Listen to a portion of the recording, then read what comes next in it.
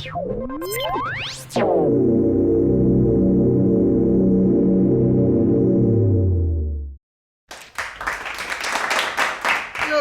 back to another Bite-Sized PD by yours truly, Tim Scott, who brought you such classics as What to Say Instead of I Don't Know and Structured Conversations.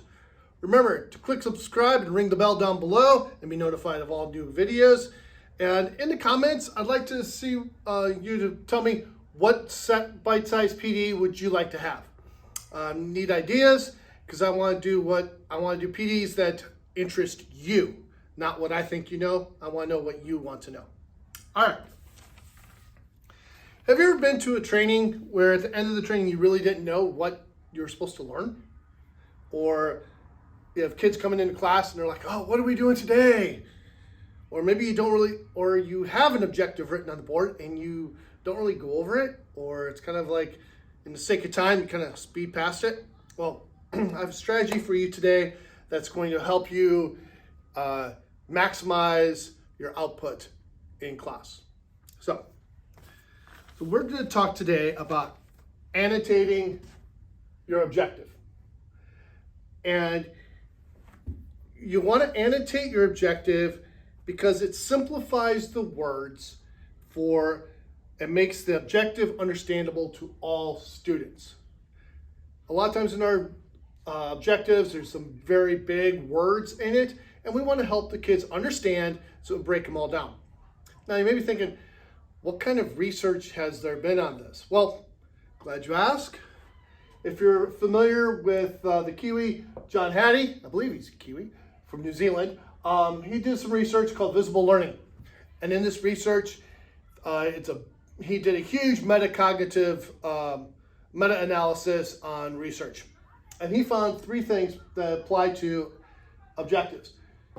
If you have clear goals, you got a 0.48 boost, which on his scale, the bigger the decimal, the higher, more bang for your buck, basically. Teacher clarity is a 0.75, and reflection and evaluation for the student reflects on their own self, that's a 0.75 as well. I'll link this research down below, and so help make sense of it for you. So today we're going to look at an 8th grade math lesson. And first thing, when your kids come in and you want to get down and get ready for business, you're going to quarterly read the objective as it is written before we do any annotations to it. So we will represent linear proportional situations with tables, graphs, and equations. I will demonstrate my understanding of linear proportional situations by explaining each representation to a partner. And then our exit ticket. Using the below graph, identify and explain which line is proportional and which line is not proportional and why. Notice we're putting the exit ticket at the beginning with the objective. There's a reason for that, and we'll get to that in a little bit. All right, so you're thinking, okay, great, we read it, now we can move on. But wait, there's more. Well, before we get to them doing all this, you're thinking, what are the kids doing? If I'm up here and I'm going to be annotating, who's that benefiting, me or the kid? Well, what you want to do is take your objective, put it in a Word document, 2 columns, cut them all out as such, pass them out to the kids, will pass them out. They'll glue these then into their notebook. So for that each day in their notebook, they'll have their objective. So when they go back to review their notes, they've got the objective on what they were supposed to be learning that day in their notes. Think of how powerful that could be for the kids. So as we go, we're going to be annotating this objective. We're going to be looking for not just the brick words, like linear proportional situations, we're also going to be looking at the mortar words, like represent.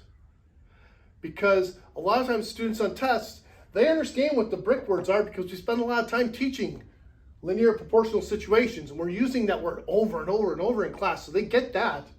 But a lot of kids, what you find in vocabulary is that they're not knowing the mortar words, like represent, demonstrate, representations, explaining. Those words they have a tough time with, and that's what actually trips them up on the test more than the brick words. So as we go, we simply go reading along. We will represent. Represents a word that I want to simplify for my students.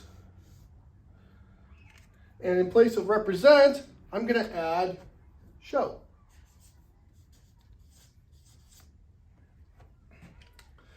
Now, linear proportional situations is a brick word. It is my vocabulary word, but I'm going to go ahead and underline it and explain it for them now anyway. So, a linear proportional situation defines as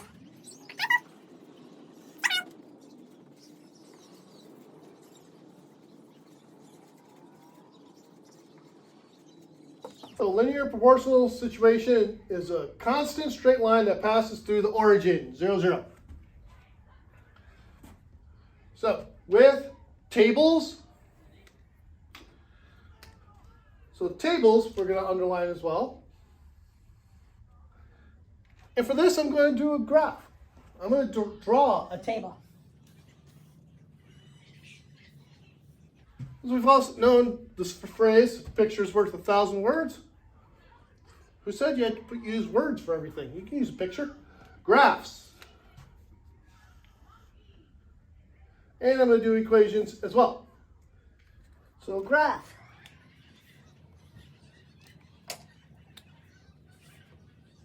And equations.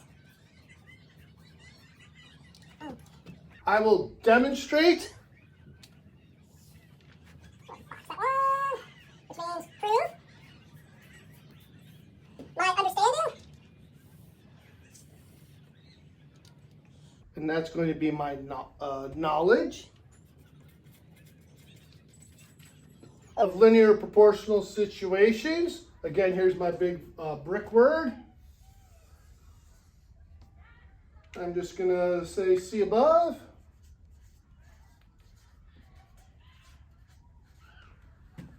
By explaining each representation to a partner. Explain, I'm going to define as tell or telling. Each representation, and that's going to be problem, to a partner. So now, now that we've annotated this, now let's go back and reread this using our new words, our simplified language. So we will show a constant straight line that passes through the origin with tables, graphs, and equations. I will prove my knowledge of constant straight lines that pass through the origin by telling each problem to a partner. Now our exit ticket, using the below graph, identify and explain which line is proportional, which is not proportional, and why.